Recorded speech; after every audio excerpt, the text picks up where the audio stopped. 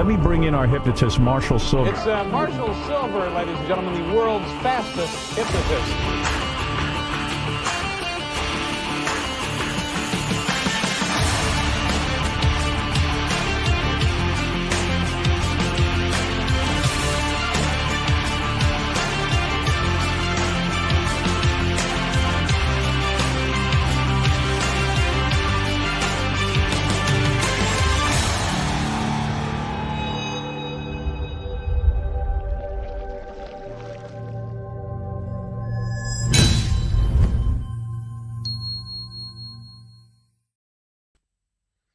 Well, hello there. That's unusual. We don't have an intro for the show? Marshall Silver live? That was it? Well, I'm live, I guess. It's me, Marshall Silver. Glad you're here. If you're just jumping on the show, every single day we get together and we chat about things, topical things, things that matter in your life, sex, money, power. But that's not even the cool part. What's the cool part? You get paid every single time we talk about things.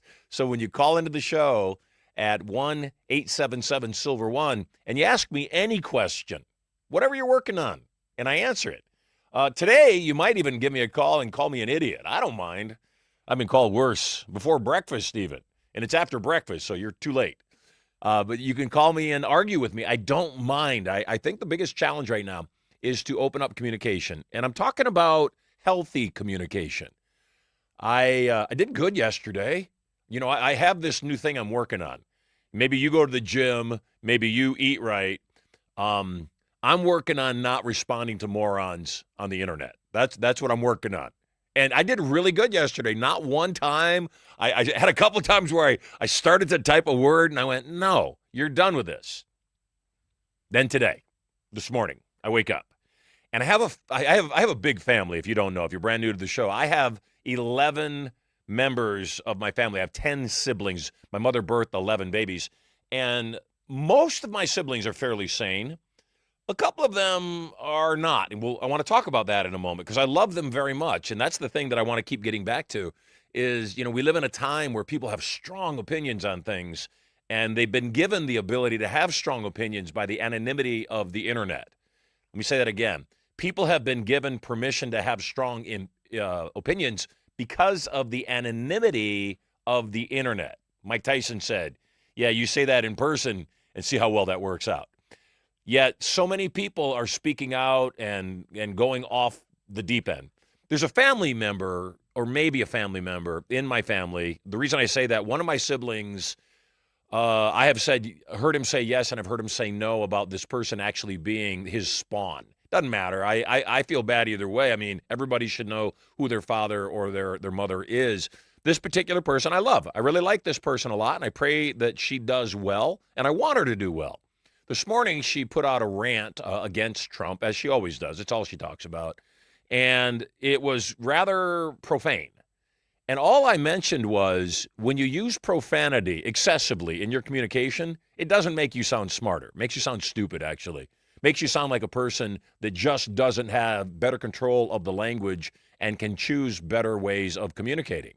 So I mentioned something about the language, and I also pointed out that just about every single one of their posts is a rant against Trump. We have a policy, and even though we're going to talk about some topics today, I also want to talk about things that will matter to you. I have a policy both in my businesses and also in my household that you cannot complain about something unless you're offering up a solution. In other words, if one of my children come to me and say, Dad, I don't want this, my first response is going to be, okay, what do you want? So when I see people just ragging on about the things that Trump is doing, it bothers me because I know they're not contributing and they're not helping. And so this particular person was ranting on, and I just said, number one, using all that profanity, using that kind of language doesn't make you seem smarter. It makes you seem out of control, actually. It was really intended to be loving. And I said the second thing, though, is what have you contributed? You know, you're saying the guy that's made billions of dollars. There's no arguing that Trump's made billions of dollars. You can say he's a thief or a crook. Doesn't matter. He's made billions of dollars, and he's been president twice. Some of us might say 3 times. He's been elected president twice at least. I believe 3 times. It doesn't matter. He's been elected president for sure twice, and you're still criticizing him. without the political experience, without the business experience, without anything in your quiver that actually has any sustenance, you're still criticizing. Oh, Trump's in the Epstein files is the next thing they yell. Yeah, he's in the Epstein files a whole lot. Except if anybody with half a brain is actually paying attention, and they're not, by the way, because the people with half a brain, they're not. They tag on to things that support their own level of belief, and they hold on to that with all it's worth. And so the argument these days is release the Epstein files, release the Epstein files. First thing I want to point out is Trump released the Epstein files. He's the one that did it repeatedly. He's also the one back in 2006 who reported Epstein via certified letter to the FBI and said he and Ghislaine Maxwell, his co-partner in crime, that they're evil and they're doing evil things and they should be investigated. Trump did that. No, I don't know about you. If I'm a part of a criminal enterprise, one that's abusing children, the worst crime I can imagine, I'm not reporting the person that I'm in the crimes with to the government because I know sooner or later it's going to come back to me. Trump kicked Epstein out of Mar-a-Lago for the very thing we're talking about. He was hitting on a 14-year-old girl at Mar-a-Lago, and Trump said, "Gone, be gone."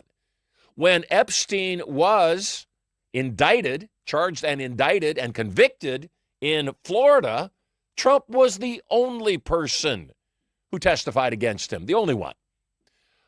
Trump also not only released the Epstein files, if you recall, Epstein was actually arrested under Trump's watch. Now, I don't know about you.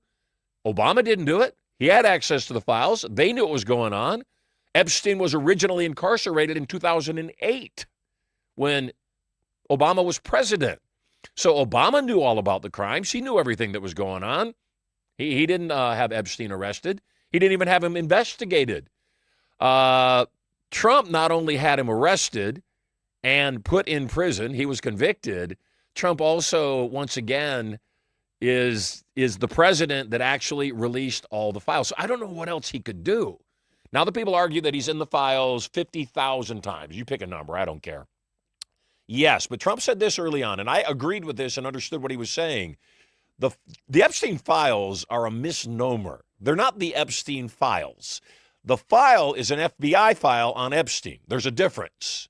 An Epstein file might be his date book, his phone with all the numbers of the people visiting his island or the people that he's setting up on dates with underage children.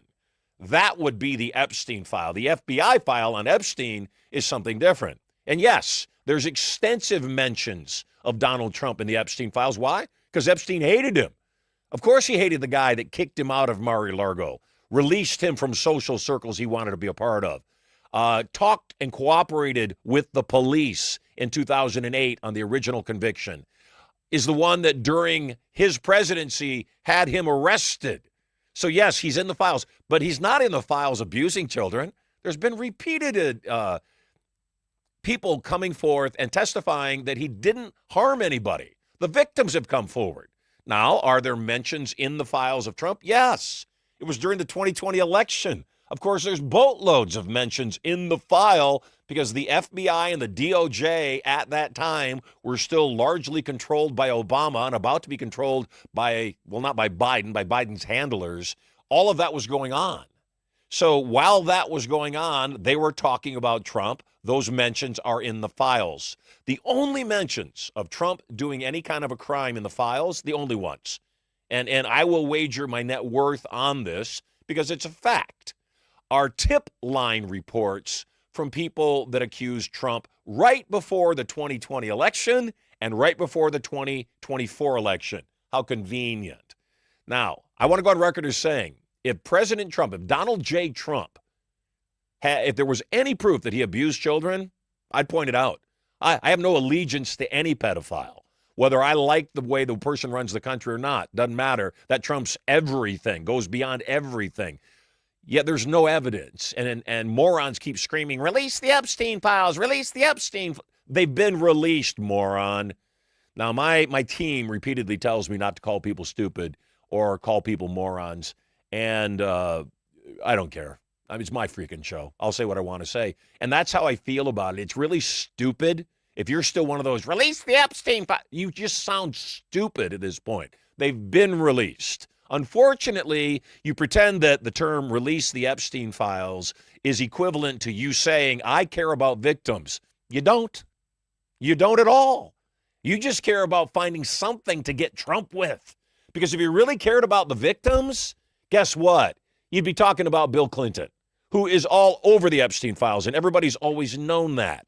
You'd be talking about Prince Andrew. You'd be talking about anybody in addition to Trump, if that's how you felt. But that's not what you're doing. All you're doing is talking about Trump, and you just sound stupid at this point. So that is the basis of what I want to talk about. We've got a guest coming on, and he's going to be coming into the green room shortly, and he is a citizen of Alberta. And I know this man well. We've had discussions for a while, and so on today's show, we're going to talk about Alberta and Greenland and why or why not the citizens of those two particular geos might or might not want to be a part of the United States. We'll talk about that in a moment. Before we get to that, though, what I want to talk about is what we're actually dealing with today. So, the Epstein files, people still screaming, release the Epstein files. At what point do we just say, dude, they're released? We don't know how much more we can do. And people say, oh, you redacted everything. I get it. I understand. I don't agree with that either. And Trump said something. He said, I don't want to release the files because a lot of innocent people will be harmed. So I want to get back to that point. Part of the challenge is, yes, Trump's in the files. All the mentions, short of the tip hotlines, all of the mentions have nothing to do with any kind of abuse of children. Not one. The hotline tips, yeah, those could, but those are unverified, unvetted. Anybody could do that. Biden probably called it in. Obama certainly called more than once. So, again, you've got to keep everything in perspective. So here's my perspective. Why would they keep throwing what I consider to be red herrings at the matter? Why would they keep throwing the Epstein matter up into the public psyche? And the reason it keeps getting thrown up is there's nothing else left to throw. Last night, I was having a discussion with somebody that I consider extremely smart. And we don't share political views, not at all. He's not mouthy. He's not profane. He's very level-headed. He just doesn't like Trump. He's very wealthy, too, and he doesn't like Trump.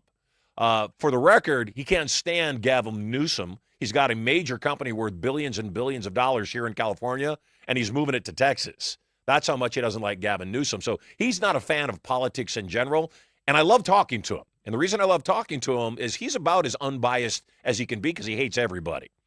The conversation we were having, though, is I think, important for us to be having right now.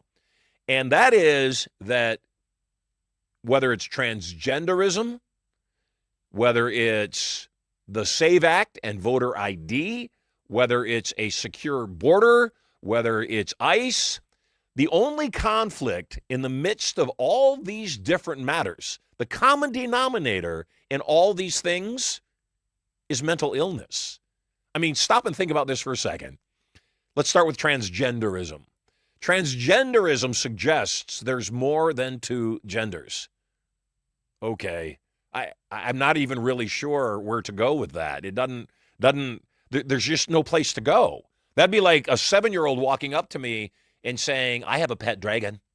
And I'd say, okay, where's your pet dragon? Oh, he's over here. And I'd say, okay, where's your pet dragon? Oh, you're looking right at him. Okay, so there's a pet dragon there? Yes. Is he invisible? Yes. Okay, since he's invisible, can I touch him? Oh, no, you can't touch him. He's invisible and you can't touch him. At one point, you'd have to go, okay, so you have an imaginary friend. I get that. You're entitled to your own imaginary friend. I don't have an imaginary friend. I have a friend of mine who's a hypnotist, very smart guy, came to my house, and I said, where have you been for the last 5 years? I hadn't seen him for a while. And when he came to my house, he looked horrible. He said, I've been working for the CIA. Now, I don't dismiss that immediately. I say, okay, what have you been doing for the CIA? He said, I have been their conduit. I have been their messenger, their translator for speaking to aliens. Again, I don't dismiss anything. I ask for evidence first before I form an opinion. And I said, okay, can you demonstrate that to me? He said, yeah, let's go on the balcony. So we went on the balcony of the beach house, And he said, if you'll just sit here, you'll start seeing the orbs. So I sat there with him, and I looked. And after about 10 minutes of silence and staring out at the ocean, he said, do you see them? I said, do you? He said, yeah, they're right there. I said, okay. Can you, I don't see them. Can you communicate to them for me? He said, yes, I am right now. And he went. I was impressed by the gesture. I admit it. Except the bottom line was I didn't see the orbs, and I don't think my friend was communicating with the orbs. I think my friend is mentally ill, and I think my friend did too many drugs, and I think my friend was looking for identity. That's it right there. I think my friend fell off the deep end and needed to justify what he'd been doing for the last 5 years, and so he said he was working for the CIA because he knows that I can't research that. Nobody could. But he also knows that it sounds a whole lot better than I went on a 5-year binge on cocaine, and here I am now, and I'm embarrassed to tell you what I've been up to for the last 5 years. That's the mental illness we're dealing with right now. You've got people whose children are troubled, and children are more troubled now than ever for every reason in the world. Bad diet, bad air, bad water, horrific schooling in our traditional school system, massively indoctrinated wokeness. People are now taking kids in kindergarten, first grade, second grade. They're taking them to protests. Why? To tell them it's their civic duty. Well, there's a school up in Seattle right now that all the kids from sixth grade down are going to participate in an anti-police protest. And they're going to do it in the middle of the square. They're going to do it in the middle of the town square. And who are they calling to make sure that everybody stays safe during their anti-police protest? They contacted the police and said, we're doing an anti-police protest. We need you to show up to protect us. It's mental illness. So transgenderism, a trans woman, that just sounds stupid. There's no such thing as a trans woman. There is a woman. Now they're calling real women cis women, like we needed a new title for women. They're calling real women cis women, and they're calling they're calling men that think they're women trans women. Trans women are real women. The fact you have to say that should explain everything to you. Second thing, the border. The border's secure. We've had a net zero illegal entry through the border since the beginning of the Trump presidency. Net zero, what does that mean? That the number of people that we've stopped or moved out of the country that shouldn't have been here exceeds the number of people coming in. So that's a good thing. But in the midst of all that, you have people screaming we should reopen the border. The border is open for legal entry. It never shut down. Unlike other presidencies, it didn't shut down. It's open, but it's got to be legal entry. You got people saying F ICE. Okay, I'm not sure I understand that. Obama, Biden, Clinton all had ICE. Obama gave Tom Homan, our current director of ICE, a presidential award for the work that he did inside of ICE. The same exact person running ICE for Obama is running it for Trump. And now suddenly he's doing stuff wrong. It's mental illness. Yes, I'm all for immigration, 100%. I am from an immigrant family. My father and his mother and father left Poland during World War II, came to the United States, first-generation immigrants. I'm second-generation immigrant. I believe in immigration. No opposition whatsoever, like my parents did. You got to come through legally, though. You got to do it the right way. Poll numbers are showing that 74% of Hispanics, people that might be impacted by ICE or by laws regarding immigration, 100% support ICE removal of illegal immigrants. In fact, they sometimes are the most staunch supporters of ICE and legal immigration. Why? Because they worked their butts off to get here. And they think it's not fair that other people think they should just be allowed to come. IDs for voting. Now, think about this for a moment. The Democratic Party has for years said that requiring proof of citizenship or IDs in voting is racist. And what they said for years was that, you're undermining black people. You're making it harder for minimized people to vote. Well, in this current time, more and more black people have realized the Democratic Party has never been for them. They're the founders of the KKK. The Republican Party was literally formed because they wanted to get rid of slavery, and the Democratic Party did not want them to. The Republican Party was formed to get rid of slavery. Somehow along the way, Johnson, specifically, President Johnson, who had JFK murdered, Johnson said, if we give black people, he didn't say black people, he used the N-word, if we give those black people enough benefits, we'll have them voting Democrat forever. And that's what he did. He started giving welfare and food stamps, SNAP benefits is what they're called now, and birth control, which was created by Singer to depopulate the black population in the United States. Started giving all of those to black people. They didn't have to work as much because they were allowed to get all these benefits. And so suddenly black people say, oh yeah, the Democrats are on my side. You see kind of a pattern here? Now the Democratic Party realizes that black people don't buy their BS anymore.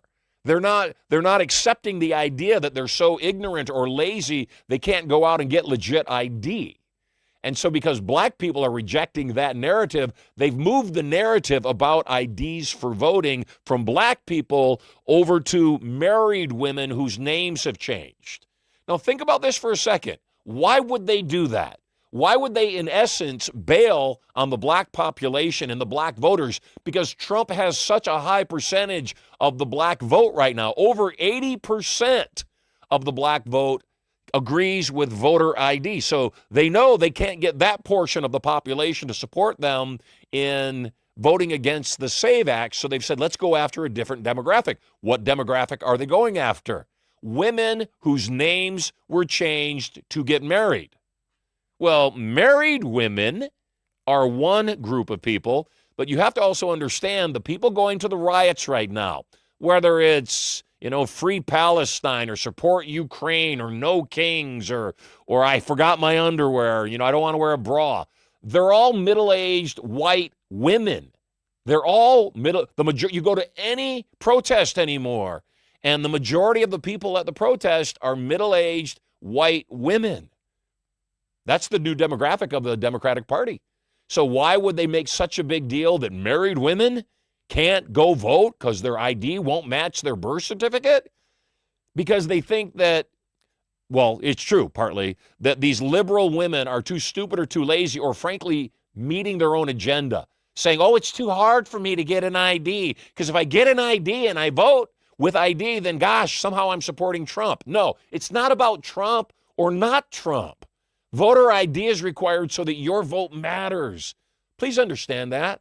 And if you think that voter ID is a bad idea, guess what? There's only one reason to think it's a bad idea: to cheat. There's no other valid reason. It doesn't minimize anybody.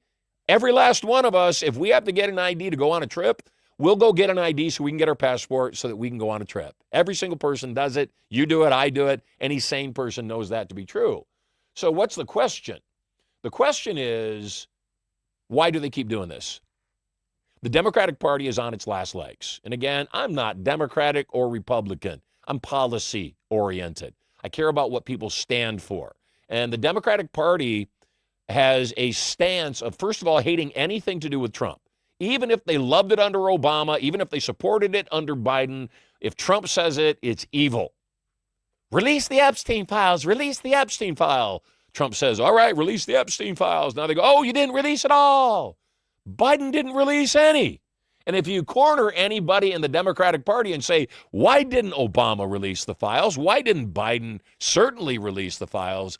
Oh, we were busy. Okay. So bottom line is, if voter ID is required, the Democratic Party is done. Why are they so up in arms? They give Republicans grief because they're still researching corruption down in Georgia from the 2020 election. And they say, oh, you should let it go. That was 6 years ago.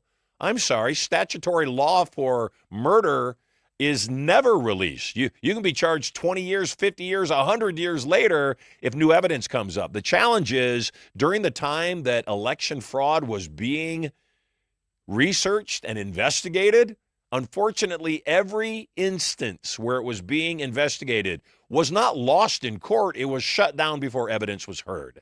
And so now we have a point in time where the evidence is being heard.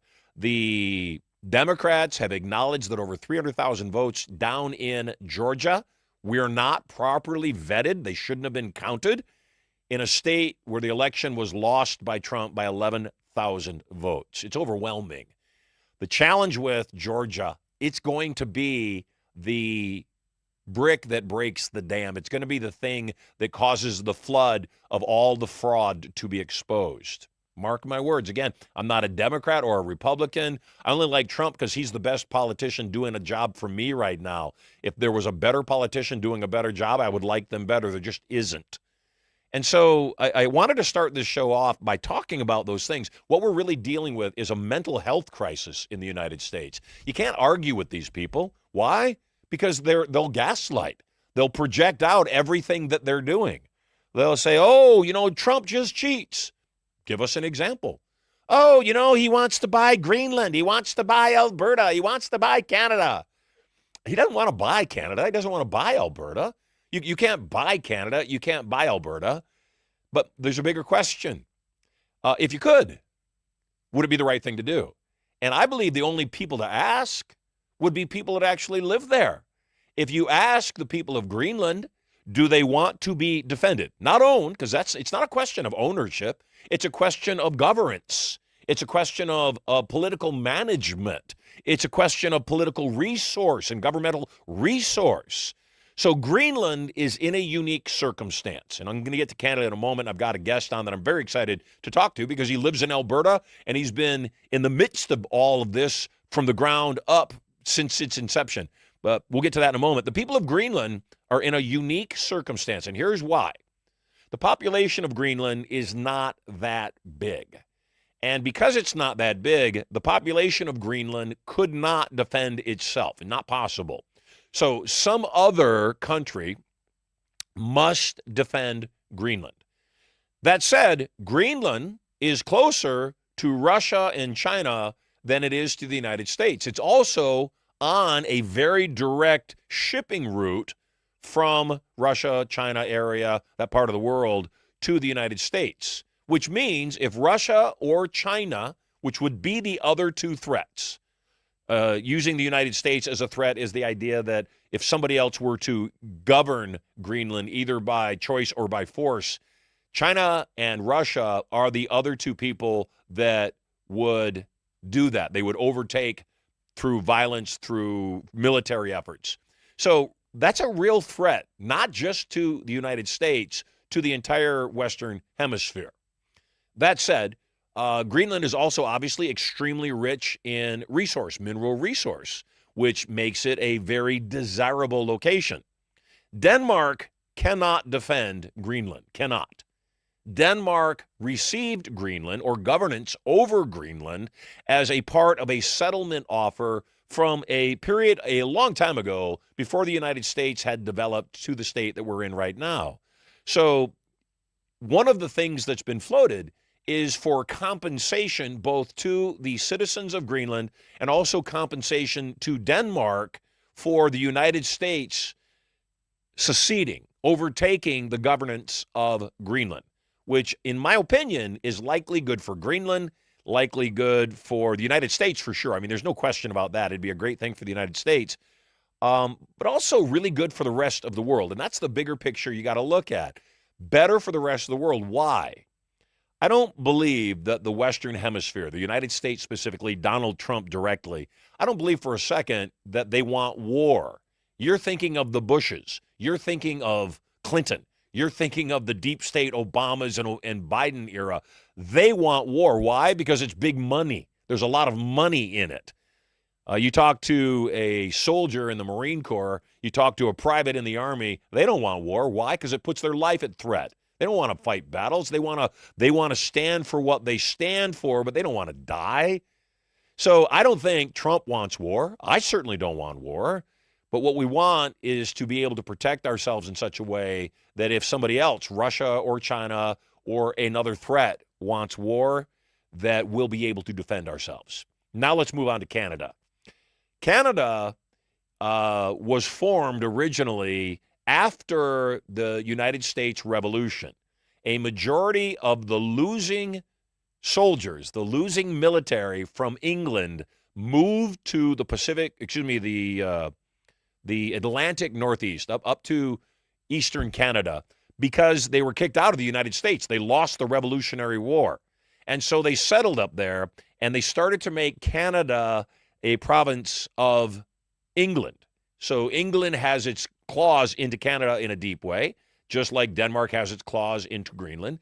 The challenge here, though, is number one, Canada is attached physically to the United States. 100% of that northern border is shared. The other thing is the United States military has been protecting Canada forever. So the United States citizen has been paying for the protection of Canada forever. Trudeau, the past leader of Canada, in my belief, was the illegitimate son of a certain Cuban dictator. So let's just leave it at that. He looks like him. He sounds like him. His mother, Trudeau's mother, had a relationship with this particular dictator. So all indications are that it's a very tight-knit family. But more than that, Trump has for always, since he came into office the second time, we started talking more about tariffs, has always promoted what are called reciprocal tariffs. What's a reciprocal tariff? A reciprocal tariff is, we'll tariff you what you tariff us. Since the United States makes up 30% of the buying base of the entire world of consumers, we have the buyers here. We're entitled to do that. If we send goods and services manufactured in the U.S. to Canada, they tariff them. Trump said, get rid of your tariffs and we'll get rid of ours. That's all he said. Well, Alberta, Saskatchewan, and what is BC, British Columbia, all the western provinces of Canada are all of a sudden all talking about secession from Canada. Alberta, in particular, says, yes, we want to be the 51st state. That's not just one or two people inside of Alberta. It's overwhelmingly the majority of the population want to be a part of Canada, or excuse me, the United States. Well, with that idea, both Saskatchewan and British Columbia have also said, well, gosh, maybe that would be better for us too. Completely free and open trade across the U.S.-Canadian border. Let's eliminate that and just make us a part of that. No taxes whatsoever. Their currency in those provinces, if they indeed were a part of the United States, instantly becomes 30 to 40% more valuable because now they're trading in U.S. dollars and not Canadian dollars. Everything about a secession into the United States would benefit the western and central part of Canada. So the question becomes, why would people not want something that was good for them? Ottawa, Ontario, the eastern portion of Canada is fighting against it. Why? Because in my opinion, they've enslaved particularly the citizens and production of Alberta and the rest of the western portion of Canada. And just like here in the United States, where New York and LA have the majority of the citizens and often dictate policy for the rest of us in more sane circumstances, that's what's happening up in Canada. Don't take my word for it. On today's show, I want to chat with somebody who's living the experience right now. Last night, I was thinking about it. I came across some stuff online, and I said, I really want to talk to some people that are on front lines up in Canada, dealing with the crap that's going on up there and what they really feel. Granted, it's just one person. They are also a member of my inner circle, so I've been able to chat with them for the last few years, actually. They're also the Turning Point certified licensed instructors for Turning Point in Canada right now. And I'm very excited to have Adam on the show. Adam Walker, not only a citizen of Canada, a citizen of Alberta, a lover of life in general. He is a highly successful entrepreneur with a multi-million-dollar landscape company in Canada. He is a speaker, a trainer, and a coach, and my great friend. Please welcome to Marshall Silver Live for a discussion on Canada and the United States and our continuing relationship, my great friend, Adam Walker. Welcome. Hey, Marshall, how are you? I'm always awesome. I'm so glad you're here. So have I been crazy on anything I've said Have I missed any points? Am I wrong? Because if I am, certainly open to the correction. What are your thoughts on what I've already said? Yeah, so you're pretty much spot on there, Marshall. Yeah, up in Alberta here, I don't like to say I'm Canadian, I'm Albertan, just because Canada has no identity anymore. If you would say So what's let's start with that. What do you think is going on in Canada? Because obviously Canadians are as proud of their country as healthy Americans are of ours. What's happened recently in Canada, though, that's created such turmoil in Canada where sane people like you that really want a better life for you and your family are saying, I don't even like claiming Canadian, citizenship anymore. I'm an Albertan. Tell me what that difference is. What's going on in Canada right now that maybe people in the United States don't know about? Because sometimes I think people in other countries think they understand a neighboring country when they're not on the ground and they really don't understand. 100%. What's been happening in Canada for the past 10 years is our government. We've had a liberal government with Justin Trudeau and now Mark Carney. It's a government that has enslaved the Canadian people. We are a communist country. We have no free speech. We are taxed out the yin yang. We pay almost half our income into tax. We get carbon taxed. And over in Alberta, we're kind of like the hated child of the Canadian family. Since day one, Alberta. Why is that? Because we're rich and we're prosperous, and we don't think the same as the people in the East. It's just because you're not liberals. Exactly. We're the Texas of Canada. We're completely conservative, and we don't have the same ideology as the East. And they pound that down our throats, and they enslave us because of it. So in the United States. Exactly, 100%. Very much what happens when we have a Democrat as a president in the U.S. Yep. And before Trudeau, we had an amazing conservative prime minister, and that's the best Canada has ever been. Our economy was flourishing. Our dollar was actually better than the American dollar, which is incredible. We were a very prosperous country, and then Trudeau got in, and things have just gone downhill. We've gone majorly into debt. Alberta funds the Canadian people, the Canadian government, and we get nothing in return. We have less voting rights. We have less seats in the House of Commons, in our Senate.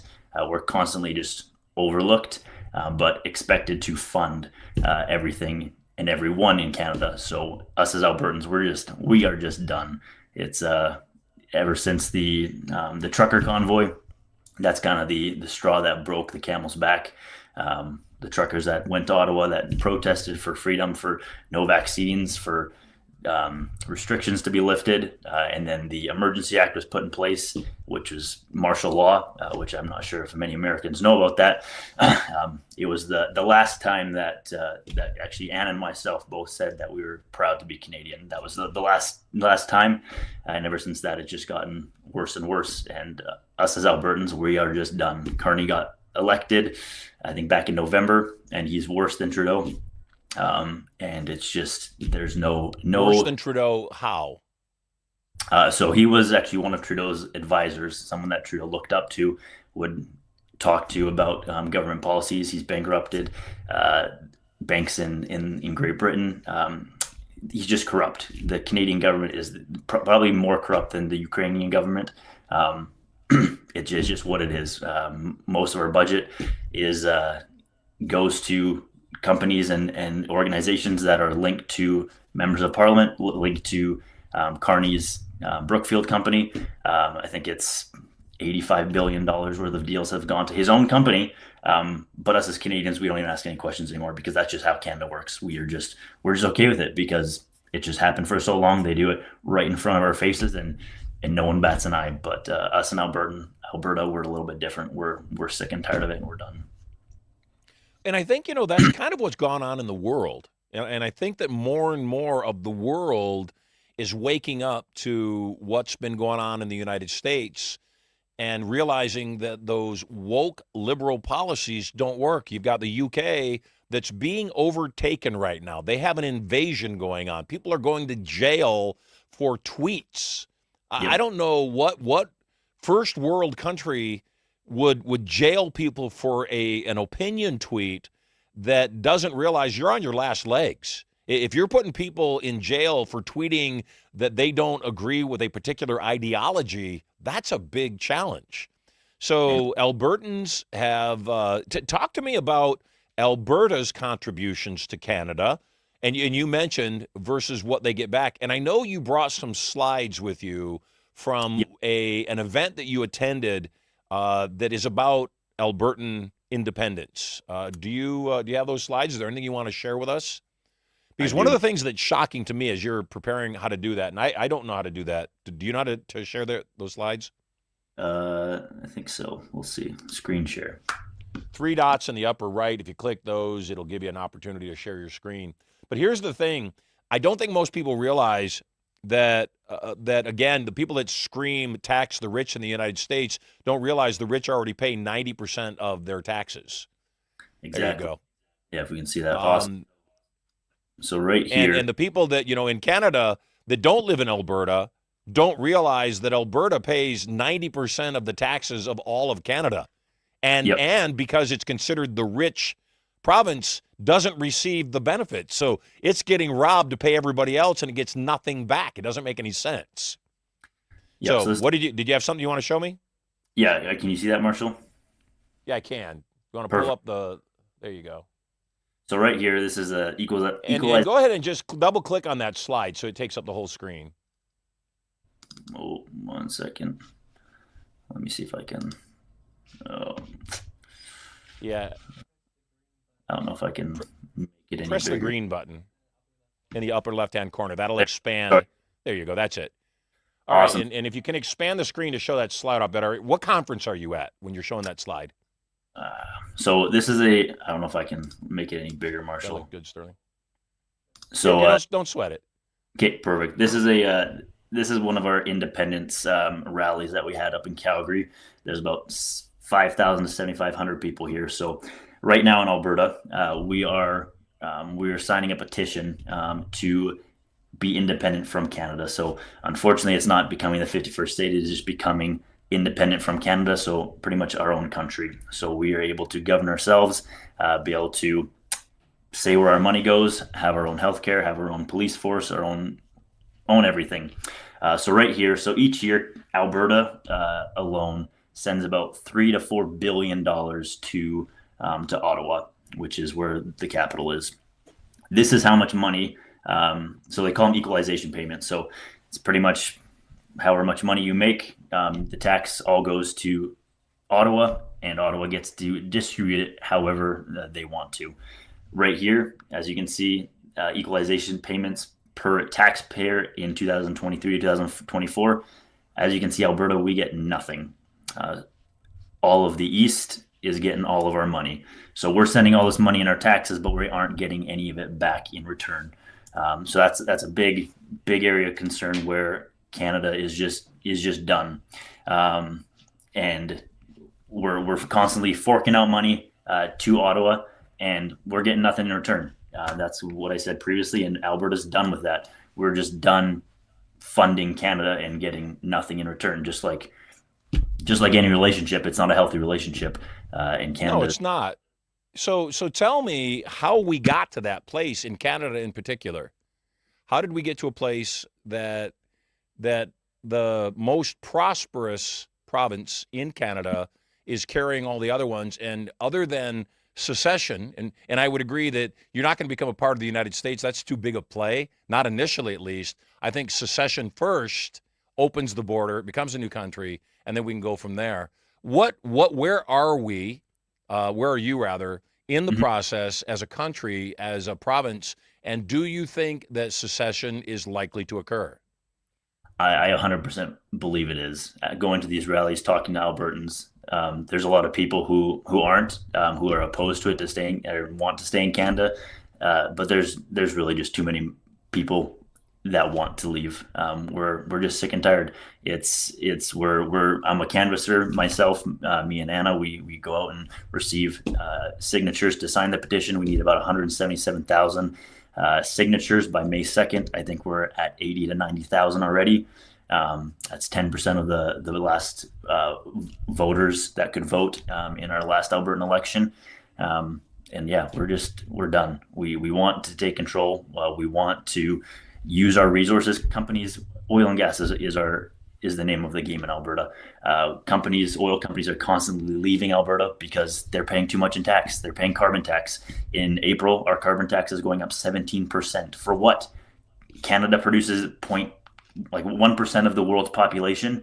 The amount of pollution that we produce in a whole year, China produces in 37 hours. Like us as Albertan, us as Canada, reducing our carbon footprint is going to do nothing to change the world. It really isn't, because there's only 40 million people in Canada. We don't produce that much pollution. It's China, it's India, it's these massive countries that are producing. We're trying to do it clean, but our Canadian government keeps putting these asinine taxes, asinine policies in where these oil companies. Why would I stay? It's just like when all of the companies left New York, the companies are leaving California. There's no point for these massive companies to be here because they're making no money. And it's capitalism, and Canada has no capitalism. It's communism. What's your personal opinion? Obviously, the places that are receiving the tax money from Alberta, from Saskatchewan, from British Columbia, and the people that are sending the money out obviously don't like this, but the people that are receiving the money, I'm sure, are quite happy with it. What do you think the opinion of Canadians in Eastern Canada is to all of this? Are they angry like the libtards are here in the United States that we would like things to be different? Or is there any movement on the eastern portion of Canada to be also responsible and understand the economics that, if your brother's paying all the bills forever, there's a point where your brother's going to throw his hands up and go, look, I'm tired of paying your way. You got to carry your weight. Yeah. Anna actually lived over in Eastern Canada for 18 months. We actually went out there in October, and it was very interesting because I'd never seen so many Canadian flags in my life. And it dawned to me, it said, these people actually like their government because the government hands them out constantly. I would love Canada too if they gave me all my money back. It just made sense to me. So they're totally fine. They call us Albertans traitors. They're even the people in Alberta who don't want to leave are saying that we're traitors. This is just disgusting that we would do this to our country. So what is it that the people that are calling you traitors, what is it they think should be done? Is it the same as what we deal with the people that say screw ICE or F ICE here in the U.S.? They don't realize that illegals are receiving massive benefits that legal citizens have to pay for against our wishes. Is that the same thing you're dealing with up in Alberta? It's the exact same thing, Marshall. Are the political leaders that are shouting this out, the New Democrat Party leaders, the Liberal leaders? It's all because they're in bed with Carney. They're making the money as well. They're as corrupt as the day is bright, and they're part of it. So of course they're going to push that. And there's just people that are mentally ill and quite frankly brainwashed. The same as the people that are saying F ICE, F Trump, F this. They just don't understand. You can't argue with them. And in these rallies, as we talk with people about Alberta leaving, we ask the question, tell me one reason why Alberta shouldn't leave Canada. Tell me one good reason. What's the benefit if we stay in Canada? No one can give any answers. There's no answer. The answer is Alberta needs to leave and let Canada fend for themselves, and they'll understand how much they're the hated child. They'll be done. Exactly. They'll be done. It's kind of like what Trump has done here in the U.S. He's gotten so much blowback of sending the immigration enforcement officers into locations. He said, okay, fine. We won't send anybody. You deal with it. You handle it until you can't handle it. And then when you call me, it's going to be an I told you so and different terms. So explain to me, because I love the idea that sane people congregate. And I think that's what's going on in the U.S. I think that's what's going on in Canada. And I think that the sanity is coming through as more and more people realize the truth. Now, there's marginal people. There's people that could go either way. Those are the ones we communicate with. There's people on the far left. You're never going to move them. They're not going to move. And they're the ones that are on welfare. They're the ones that are on government benefits. They're the ones that, as you said, they're just happy with how things are. They don't want anything to change. What a traitor. You don't want to keep paying, for the Leering Center, or you don't want to keep paying for, all the fraud that's going on. My God, you're anti-American. You just hate, immigrants? No, I don't hate immigrants at all. I dislike illegal people. If they were a legal citizen committing a crime, I would say the same thing. Put them in jail or kick them out of the country. Yep. So the question I have for you is, do you think the majority of Albertans want to be independent from Canada? Absolutely, 100%. What percentage do you think it is? I would say probably not that high, probably 60, 70. 60? Why do you think are the other 40% of Albertans that aren't getting the benefits, because the province isn't getting the money back from Ottawa, so they're on their own? What do you think is the motivation of the people? Are they just brainwashed? Are they just simple? Are they stupid? I think a mix of that, and most of them are from Ontario or from Quebec or from BC. They've what's the word? They've infiltrated Alberta, and that's where, like, Alberta 10 years ago, I'd say 100% of them. But over the past years that they've seen Ontario been so bad, BC be so bad, that they've come to Alberta and realized, oh, this is pretty good, but I still have my ideologies of the East, of Ontario, of Quebec. So really it's those people. And I hope when Alberta separates, then, like I said, I think they're going to be gone, which will be, like I said, which will be awesome. It's the brainwashed people. So what do you think has to happen for insane people to start seeing the truth? Because again, that's the challenge we've got going on here.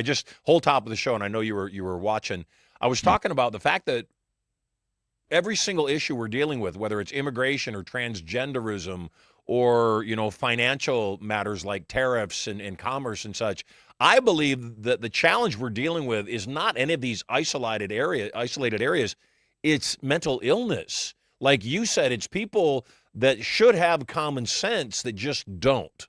No. We've got a challenge here in the United States. We've got immigrants coming in from areas of the world, third world areas of the world, that don't have the same ideologies. And because they come into the United States, yesterday I was talking about Somalia, and the fact that in Somalia, that it's okay to steal from the government. And now we've got Ilhan Omar saying, oh, yeah, the fraud's not my fault. The FBI should have caught it. And if FBI can't catch it, it's, they should steal as much as they can if they don't get caught. That's her mindset. That's her culture. That's Islam. Islam literally in their doctrine says it's okay to rob, cheat, and steal from people that aren't a part of their tribe. It's in their religious doctrine.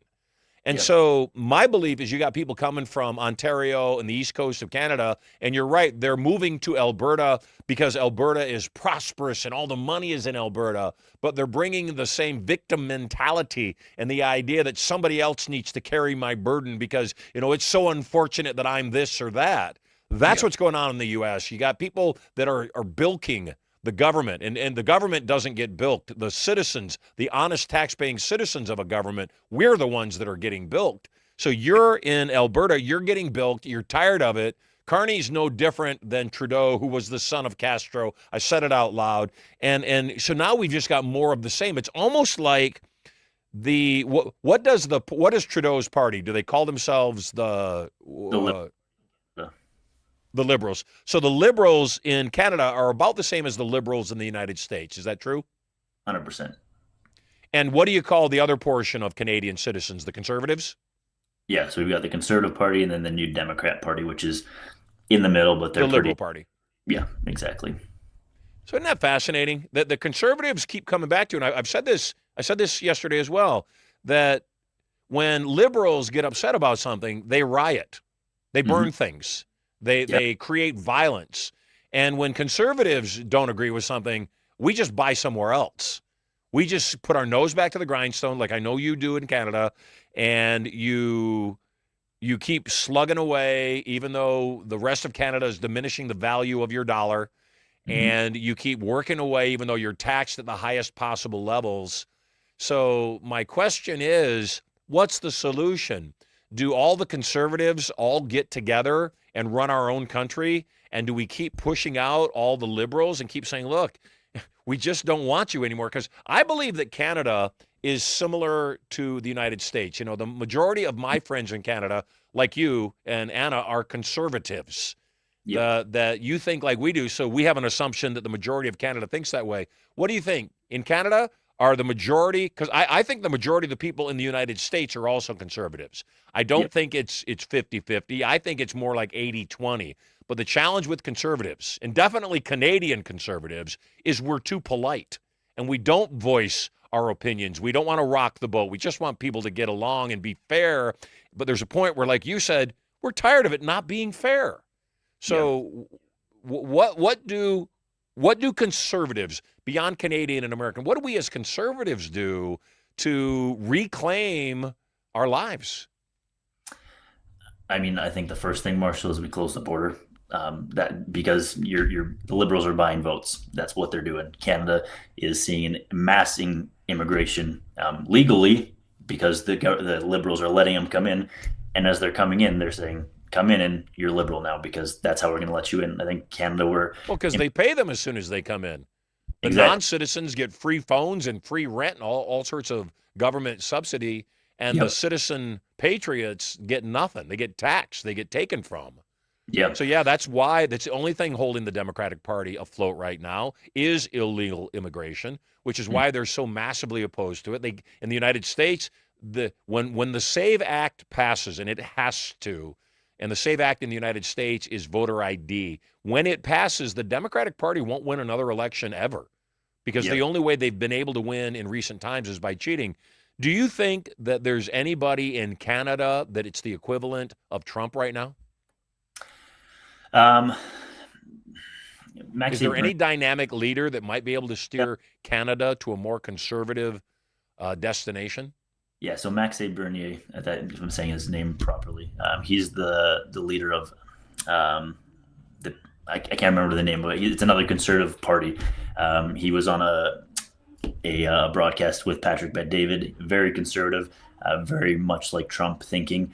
The issue in Canada, though, is the challenge is splitting the vote. So we have this amazing conservative party, but we don't have enough of the conservatives that are wanting to vote. So we just vote conservative, which are going more and more to the left.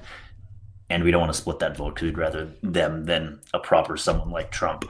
So I definitely believe that if Maxey got in, it would be 100% a leader just like Trump, who is what Canada needs. When does the opportunity to vote succession happen in Canada, in Alberta specifically? So we, like I said, we have to get our 177,000 signatures on the petition by May 2nd. And if that happens, then there will be a referendum vote in November, I believe, of this year. Is the referendum vote in Alberta specifically, or is it throughout all of Canada? Just in Alberta. Good. And how many signatures do you have now? I think we're about 80,000. So almost halfway there. Exactly. So we've got a couple more months to put in the work, which we're excited to do. And like the Jeff Walsh, the leader of the independence movement, he said that Carney is the great salesperson for our independence, because every time he opens his mouth, we get more and more people coming to sign the petition because they're just getting more and more fed up with it. And I think that's a good thing. You know, I believe everything happens for a reason and it serves us. Mm-hmm. And part of what I think is happening is more and more people are starting to see the insanity of what's going on. You know, here in the United States, we just had the Super Bowl, and the Super Bowl is obviously American football, not soccer. Looks like Adam is frozen in a very unusual pose, so let's get him unfrozen. And they had Bad Bunny from Puerto Rico. He's unfrozen now. They had Bad Bunny from Puerto Rico, headline the Super Bowl. And again, I don't mind who headlines the Super Bowl. My thing is, why would you have somebody headline an American event, the Super Bowl, American football, that hates America? And, you know, they gave Kid Rock so much grief of headlining the TP USA event because he had some lyrics early on in his career, which he did, that were quite questionable and quite suggestive of not just sex, but underage sex. But if Bad Bunny came on, which he did, does his whole show in Spanish, the translations of what he was Spanish were absolutely obscene. And I'm not a prude on any level. And I was listening to what the translation of the lyrics were, and I said, they need to be fined. NBC, the NFL, Goodell, Bad Bunny, they need to be fined. That's against FCC law. You're not allowed to use that kind of profanity on national television, whether it's in English or some foreign language. It's against the law. But we're seeing more and more of that kind of nonsense, and that's all indoctrination. That's what's going on right now. And the indoctrination in Canada has to be ridiculously high because, like I said, almost all of my Canadian friends are extremely reasonable people. Not like here in the States. We got certifiable mental cases in the United States. My experience in Canada was most people tend to bite their tongue a little bit, except even that's with the mass amount of immigration coming in from Islamic countries specifically. And that's the biggest challenge around the world. People don't realize I'm not against anybody's religion. Islam is not a religion. It's a political movement. And it's been a political movement from the beginning. And anybody that denies that isn't paying attention. You have the same challenges going on in Canada with Islam that the world has right now. England is lost. It's not coming back in the state that it was in before because they're putting people in jail for tweeting that Muslims are murdering and raping citizens, which is a fact. In England, they're putting people in jail for that tweet. Same thing in Canada, isn't it? Yeah, we're not far behind. There's a bill getting passed right now, I think C-19, that states that anything to do with Christianity is hate speech. The Bible is hate speech. If you are Christian, you are pretty much a terrorist. You're viewed as that. So when you're talking about England, we are not far behind that, Marshall. We're I'd say weeks from that. From even me getting thrown in jail because I said something about the Islamic culture. They're open about it. There's interviews on the news outlets that Sharia law, the Muslims are coming over here and they're saying we are making babies faster than you guys are because Sharia law, we are taking over. Sharia law will be a thing in Canada within the next 5 to 10 years. Like that, it can't be any more black and white than that. They are coming to take over. Like you said, it's a political movement. It's not a religion. It's not a religion at all. But they invented the term Islamophobia so that if anybody attacked their political movement, if we said the communists are taking over the U.S., people would digest it. But if we say the Muslims are, gaining ground or have more freedoms here in the U.S., if we fight against that, we're Islamophobic. I'm not Islamophobic. I'm against Islam. I'm not afraid of Islam. I'm against the whole culture that the doctrine is to kill me because I'm against their culture. Well, exactly. Only a moron wouldn't be against that.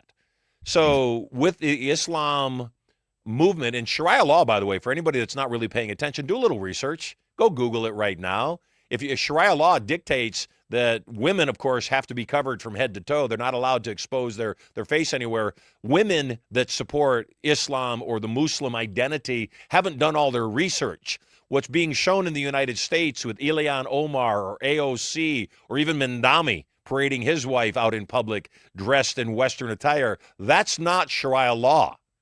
Sharia law means they're going to have to wear complete body covering. The only part of their body that can be exposed is their face at most, and their eyes more specifically is the only thing that can be allowed to be exposed. But that's not the end of it. Sharia law also says there's no-go zones, meaning you can't enter a geographic. You can't come into the city of Dearborn if they have Sharia law unless you're also Muslim or they have the right to kill you while you're there. And so many people want to deny and make the false claim that Islam is the religion of peace. And it's just such insanity. It's stupid. And again, I have Muslim friends and I love them very much. And I have Muslim friends that are completely peaceful. And we've not had the discussion, but if we had the discussion, I would tell them, you're not actually practicing Islam. It's like a Christian, that mouths off. They call them progressive Christians. They're not Christians. They're something altogether made up, but they're not Christians. And so I think that's part of the other thing that we're dealing with. It's not just governance, it's ideology that we're dealing with. And like you said, people in other parts of Canada that are benefiting from Alberta paying all of their way. They're paying their passage. They're paying for food and lodging and other benefits all out of their tax dollars. Canada's already being taxed. Canadians are already taxed almost 50%. And then people come back and they say, yeah, but their healthcare system is better. No, it's not. Is it cheaper? Yeah, it's cheaper, but you can't see a doctor. Exactly. You can't even get in to be seen. So, it's just interesting to me how far ignorance carries people. Hey, before we open up the phone lines, and I know we got people calling in, some people calling in to ask me questions, some people calling in to ask you questions. I really want people to start communicating on these topics. I want people to start voicing their opinions, because I think that what we've got to do, and this is the reason that I even bring politics onto my show, is that I love my children. I know you and Anna don't have kids yet, but I also know that when you do, you'll love your children. I want their world to be better. Yeah. I believe that, yes, the United States and Canada should have good relationships. I don't think they should be relationships like what Alberta has with the rest of Canada. And that is an all give and no receive kind of relationship. That's what the U.S. has had with Canada in general. And that's why Albertans who can relate to that experience are saying, look, we're more American, we're more United States than we are Canadian. Yep. And so if that's how it's going to be, then we want the benefits of what a U.S. citizen would receive over what a Canadian citizen would receive, because we're paying the price already. Exactly. Instantly, your currency in Alberta, if it was to secede into the U.S., would become worth 30 to 40% worth more. Instantly, your taxes would be reduced, and if Trump has it his way, completely eliminated as far as federal tax is concerned. Instantly, Alberta would benefit because of the trade, free trade across that border.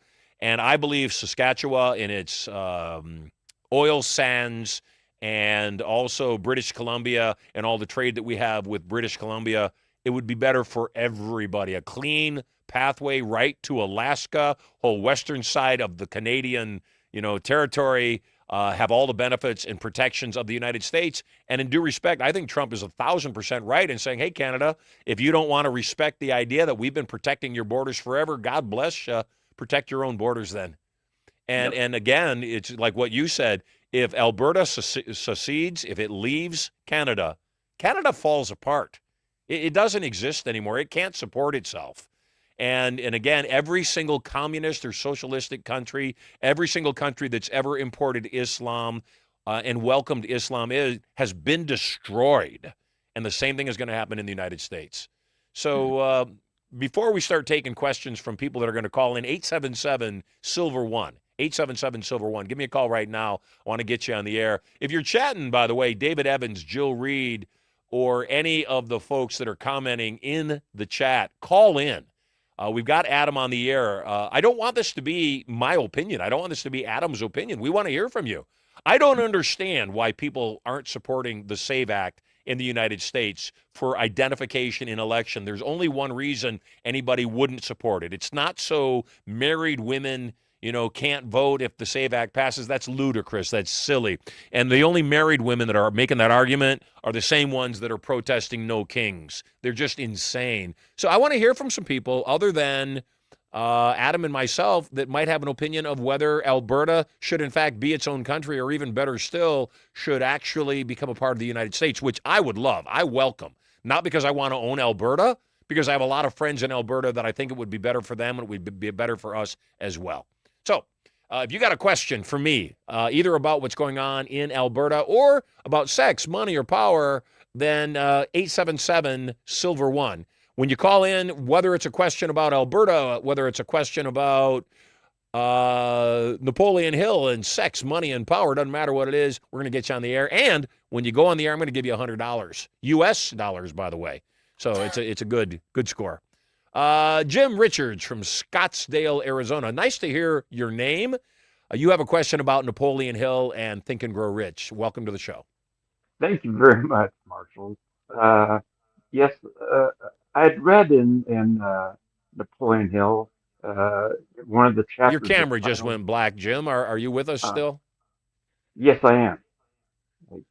Okay. I'm not sure why your camera went dark. There you were back. There you go. Yeah, show off that Pardon me. nice piece of art over your head.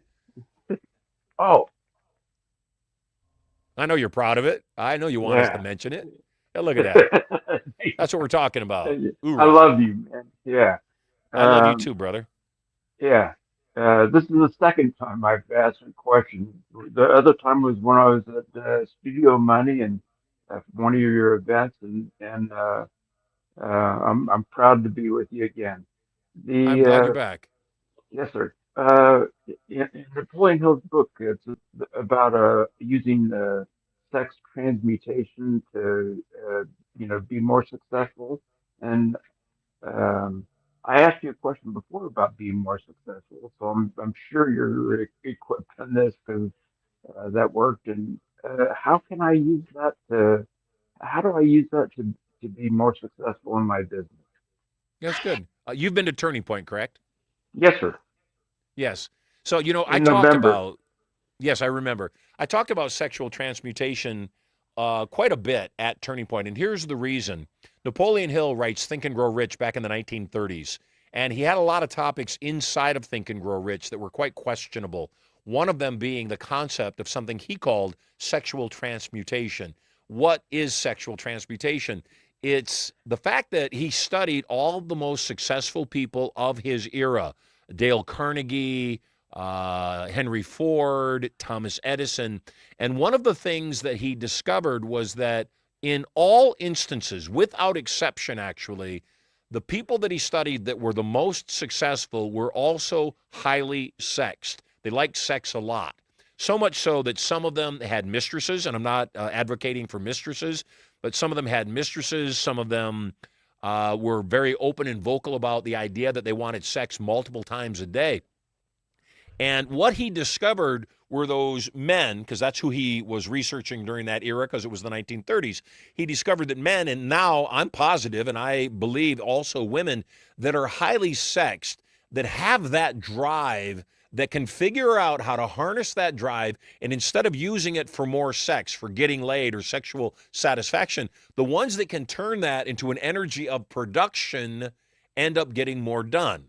If you take a dog and you neuter that dog, you take away its ability to reproduce, you will take away that dog's motivation. That dog that used to have high levels of energy will suddenly have very low levels of energy. The same thing we see when we see a testosterone reduction in human males. When they have less testosterone, they're less motivated. When they have more testosterone, they're more energized and more motivated. But he went one step further. And the idea of sexual transmutation is if you show me a guy that wants to get laid, and I will show you one of the most creative human beings on the planet. I will show you a guy that will find any strategy to close that deal and get what he's out for.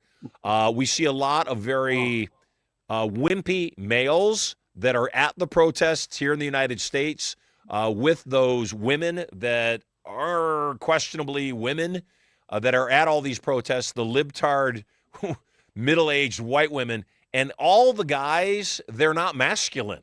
The men that go are often gay, often transgender. They're definitely not usually masculine, although I pray I get some masculine guy arguing with me about this right now. I don't mind. I'll talk to you.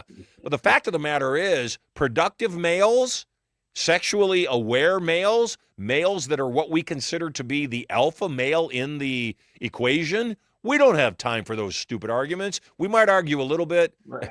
Some of us Right. might argue more than others, I might add, except there's a point where a productive man will look at the circumstance and say, we're not getting anywhere here. We're not making any kind of an inroad here. So that's one of the reasons that I said I got to stop even discussing matters on social media with people because, number one, they're probably a bot over in Pakistan. And number two, if you go to any one of those feeds, it's nothing but TDS and anti-Trump and anti-American propaganda on their feed. You're not convincing that person, so don't even waste your breath. So how do people like us, Jim, become more successful? First and foremost, we stay turned on. And that's one of the missing ingredients to sexual transmutation that people don't realize is you can't be turned on with an unhealthy body. You just won't have any sex drive. So when you stay energized, if you or I, we go out for a workout in the morning, I don't know about anybody else. I come back from a round of racquetball. I come back from a hard workout at the gym or a 5-mile run. I'm horny. All I want to do is go have sex with my wife.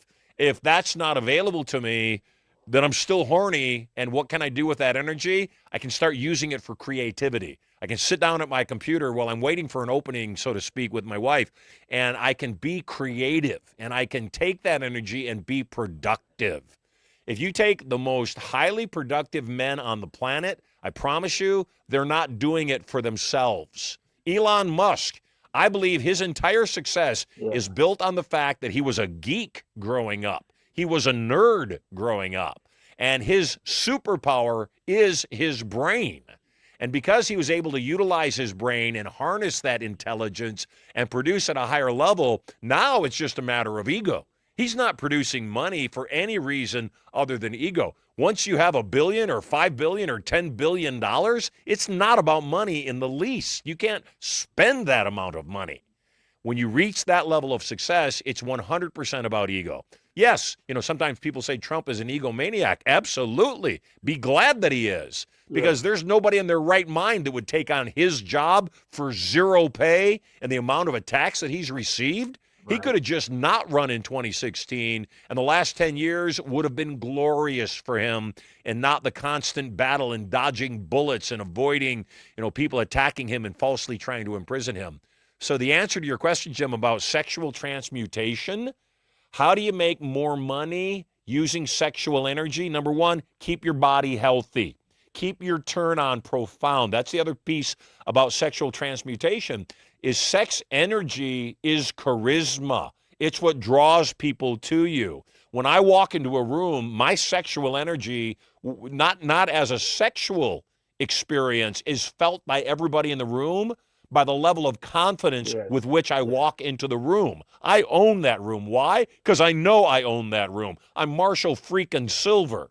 So anybody wanting to turn up their turn on, the first thing I recommend, change your middle name to Freaking. Introduce yourself as Jim Freaking Richards and see how the world responds to you, let alone how you feel about yourself.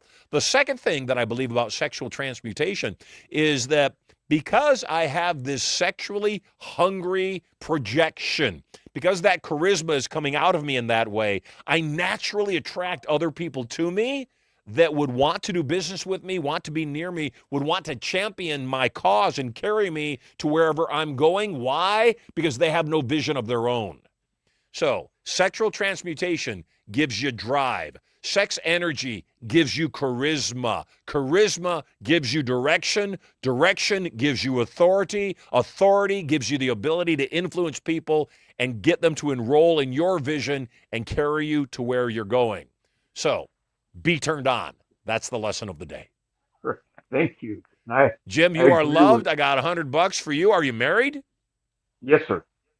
You take your bride to dinner on me. Congratulations on making $100 right here at Marshall Silver Live. By the way, if you haven't been sharing your affiliate link for Marshall Silver Live every single day on your social media, you should do it now, because not only will it enrich your friends' lives, it will also make you $20 every single time one of your friends calls in too. How cool is that? I'm doing that for sure. Thank you. Well, you are loved, Jim. Thanks for calling in. Any other question for myself or for Adam? That'd be no then. That's a no. Yes, sir. So before I let you go, tell me the story behind that image above your head. This is a, let's see. It's a, this is actually hanging in the Pentagon right now, and I bought it when I went on a cruise. It shows, I don't know how well you can see. It's a, So it's a duplicate of a painting that's hanging in the Pentagon, and I love it. It looks great. Everything about it says Americana. yes, sir. And it's the men that raised the flag at Iwo Jima. Iwo Jima, of course.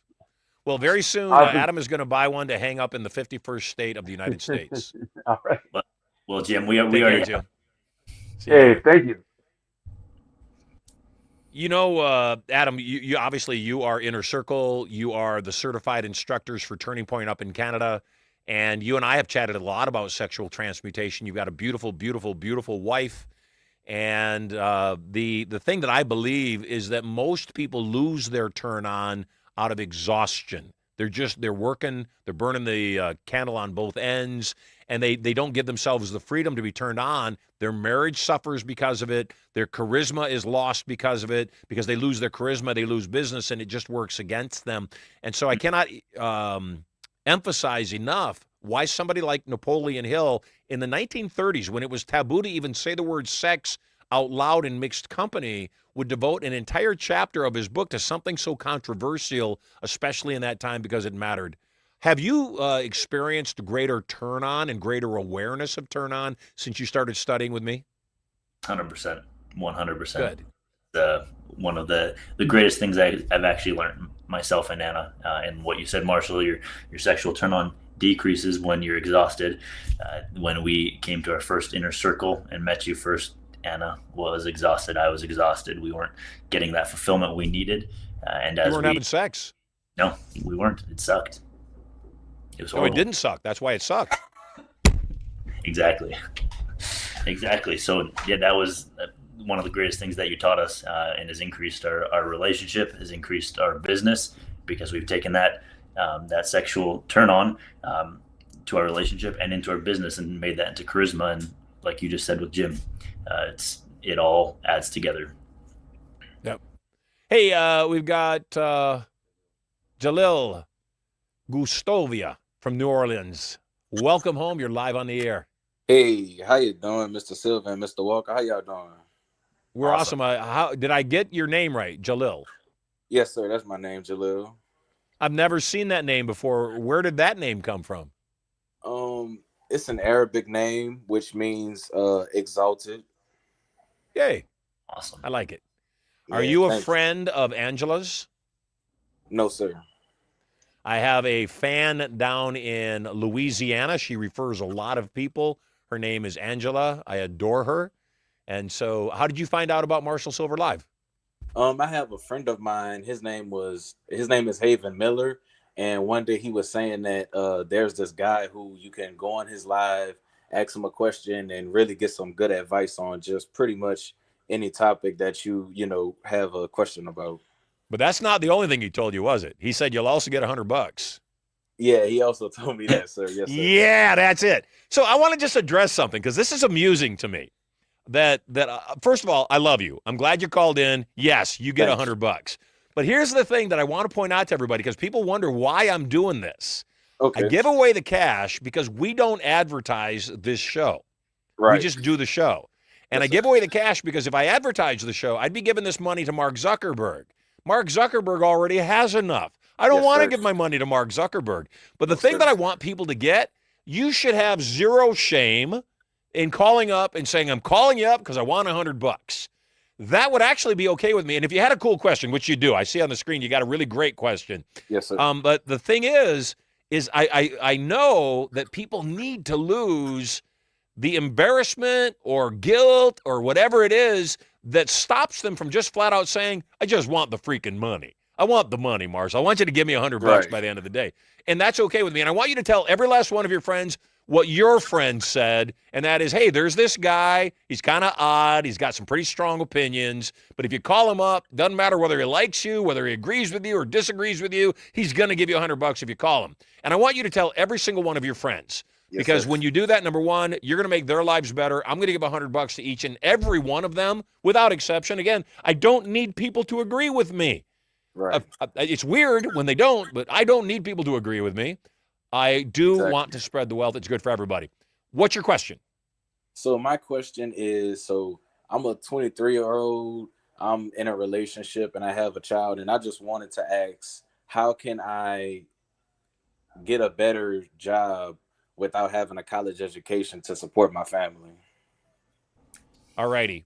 I want to redirect your question. First and foremost, the fact that you're on this call right now at 23 years old, God bless you. Keep it up, man. Keep asking the very questions that you're asking. I went through 8 jobs and 8 apartments in 2 years from the time I was 21 until I was 23. Wow. And the reason I went through 8 jobs and 8 apartments in those 2 years, Jalil, is I was looking for my identity, which is what you should be looking for right now. You Right. should not be looking for a job. You should not be looking for a way to pay your bills. Yes, those are important. But what I want you to be looking for is your identity. I want you to be looking for your purpose. I want you to be looking for what you stand for. Because what I really want to do is help you monetize who you really are. Right. And if I need to work on who you are to help you be a better person, then I want to help you do that. If I help you be a better person, then the next thing I want to do is I want to help you be authentic to yourself. Right. The fact that you mentioned you're in a relationship and you have a kid and you're 23 years old and you're saying, I want to better provide for my significant other. What's their name? Her name is Patriot. Okay. Her name is what? Patriot. You're kidding. What an awesome name is that? Yeah, I know. It's a great name. Yeah. That is a fantastic name. Yeah. So for Patriot, and what's your child's name? Her name is Angel. Anju? Angel. Angel. So it's kind of a bit of your name. Yeah, a little bit. Something like that. Yes, sir. So I want to point out, number one, kudos to you for thinking about providing for the people that count on you. But here's the thing that I want you to understand is that monetization, making money, is a byproduct of filling other people's needs. The easiest way, is labor. Let me go get a job and somebody will tell me what each of their needs are and I'll fill them every place they direct me to. But the smarter people, the people that really thrive in the world, including my team, are the ones that not only get that paycheck, but they're constantly saying, how do I make money for Marshall?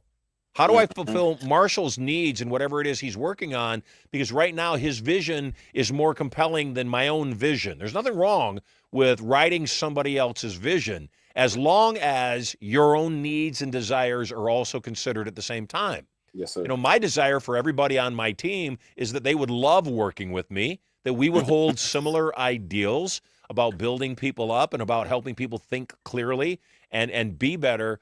More importantly than that, though, to recognize that there is a value in that. So before I tell you how to make money at 23 without college, which was your original question, yes, sir. Here's my question to you. What do you love? What do I love? One thing Look at your face light up, even at the idea of thinking about what you love and not the burden of making money, the idea that you might be able to actually have a life doing what you love.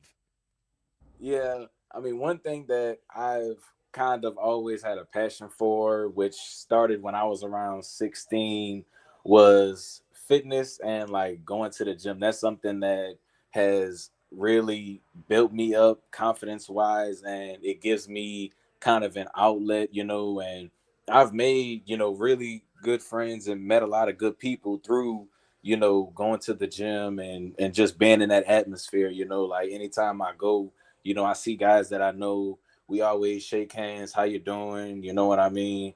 And it's just always a good energy. And what I feel like kind of pushed me into that lane was when I was younger, I had an uncle who was very dear to me, and he didn't really have the healthiest life, and before his passing, he told me, like, Jalil, one thing I want you to always remember, if you don't remember nothing, is to take care of yourself health-wise, and that's something that I feel like I've always had a passion for, and that is something that, I feel like really kind of caters to me and the type of guy that I am, because I want to help people, feel good about themselves, you know what I mean? Because especially in America with the obesity rate, child obesity, things like that, it's just consuming us, and I just feel like it helps people not only feel good about themselves, but gives them a chance to live a longer life, because my uncle ended up leaving behind 2 young daughters, who if he had taken his health more serious, he'd have been there for them, and I absolutely love them and I look out for them myself, just as a tribute to him, because he was such a great man to me, but to just sum up, the answer to your question, I'm very passionate about, just fitness and going to the gym. Good. Yeah, if you don't have your health, you don't have anything. Yeah, so here's what I recommend like to you. Here's what I recommend to you at 23 years old. Every single dollar that you want to make, somebody else has. Your camera went dark. I'm going to keep talking. I'm guessing you're still connected.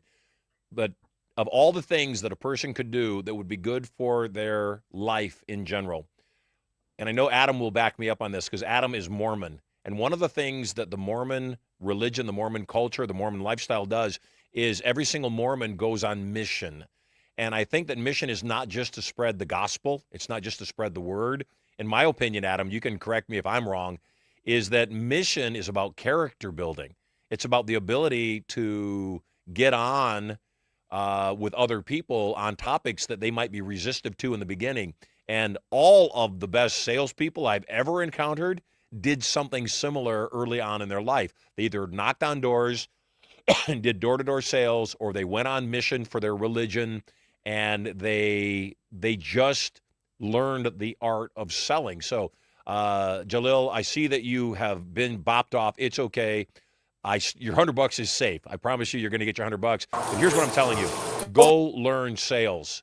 Whatever it is, find an opportunity to sell things. Since you love fitness, go get a job at the gym for now. Go sell memberships for now. Because if you're combining what you love with what you need to learn, and that is selling and sales, and that process, that'll set you up for life. Do you want to give any input on that, Adam? By the way, where did you go, Adam, on your mission? I went to Leeds, England, so the eastern part of England. I loved it. And Marshall nailed it right on the head. That's why we go on a mission, to not only to share our belief in Jesus Christ and how he has changed our lives, but also to find ourselves, to learn how to get along with people. We're assigned with companions, we call them. Can you still hear me, Marshall? Yes. Oh, sorry. We get put with companions who we have no idea who each other are. We have to learn to get along with them. We have to learn to communicate with people who have different opinions than us, who want to verbally abuse us because they hate us so much, and to do sales. That is what knocking on doors is. It's learning how to do sales, how to teach someone how to have that influence to share your opinion and share your belief with them. So I would agree, Jill. I would recommend learning sales. You're passionate in health and fitness, which my wife is a personal trainer and a holistic nutritionist, so I love that. She does that all the time, and it's just doing what you love. Go get like Marshall said, go get a job at the gym and go find something that you can sell, a supplement or something that you believe in, and go from there. Yep. Hey, we're about to wrap up the show for the day. So glad to have you on, and thank you for taking time out of your schedule. I know I contacted you late last night. We're excited for Turning Point to go back up to Canada. I haven't been there for a long time. I'm especially excited to have you and your wife, Anna, heading up that initiative, and I know it's just going to be remarkable. I love Alberta. I love Western Canada. I'm not a big fan of Eastern Canada myself. I'm a big fan of Western Canada. And more than that, I'm a fan of people standing up for what they believe in. And the courage that it's taking Albertans right now and many other people is the same courage that we had here in the U.S. prior to Trump getting back into office. You know, for the 4 years of Biden in office, the abuse that anybody that supported Trump or anybody that supported conservative ideals, I got kicked off Twitter before Musk took it over. I had 155,000 followers on Twitter. I got kicked off of Twitter purely for my support of Donald Trump and my belief in patriotism and in supporting, what I believe is patriotism in the United States. Any last words before we wrap up today's show? Just fight for what you believe in. David Evans has been in the comments. He said, I'm a brave freedom fighter, but that's what we need. We need people who are brave to stand up for what they believe in. Marshall's been an amazing example to me for that. I definitely was not as vocal before I knew Marshall because I was scared. And that's what they want you to be. Well, it hurts business. It does. I've lost boatloads of business because of my position. I just lost what I know would be a huge contract, probably about $50 to $100 million in business, because the woman running the company is far left. And I told her, I said, if you can put aside political differences, I can put aside political differences. I don't need you to think like me, but if you need me to think like you, we're not a fit. And she said, well, then we're not a fit. I thought that said everything right there. If somebody comes to me and I'm opposed to what they stand for, that doesn't stop me from finding other value in them. I just know what areas we can't talk about because we don't agree. And that's my experience with the liberals versus the conservatives. Conservatives are okay with liberals having a different opinion. Liberals just want to kill people that don't share their opinion. I didn't watch Bad Bunny because I didn't want to watch Bad Bunny. If there wasn't a Super Bowl involved, I wouldn't have watched Bad Bunny. If there wasn't a Super Bowl involved, I would have watched the show that was put on by TPUSA because I liked the content. It was American, it was patriotic, it was Christian-centered, it was all the things that I support and believe in.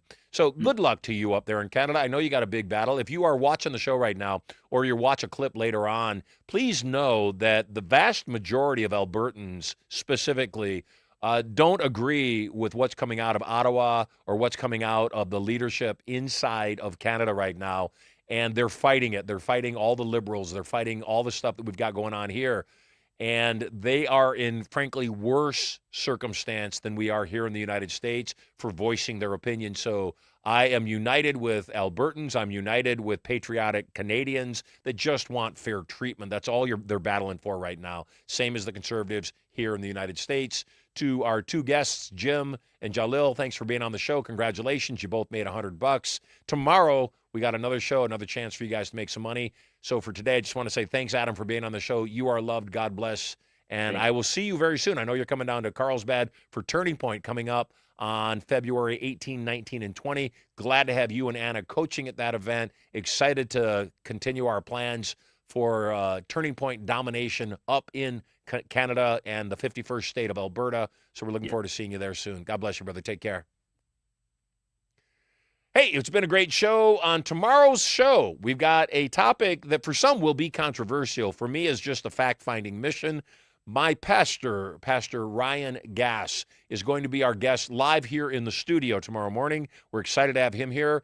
And he's going to answer questions for me, a Christian with lots of questions, particularly about the Bible. So if you love God as much as I love God, and you still are wise enough to know your loving God allows you to ask questions, I invite you to join me tomorrow for our show. Certainly going to be a good one. I happen to have the utmost respect for our guest tomorrow, and I know you will too. Tomorrow, 10 a.m. live. We go live every single day. And just like today, every single caller that calls into the show with questions also receives $100 cash. Why? Because I'm rich and I can, and I like you.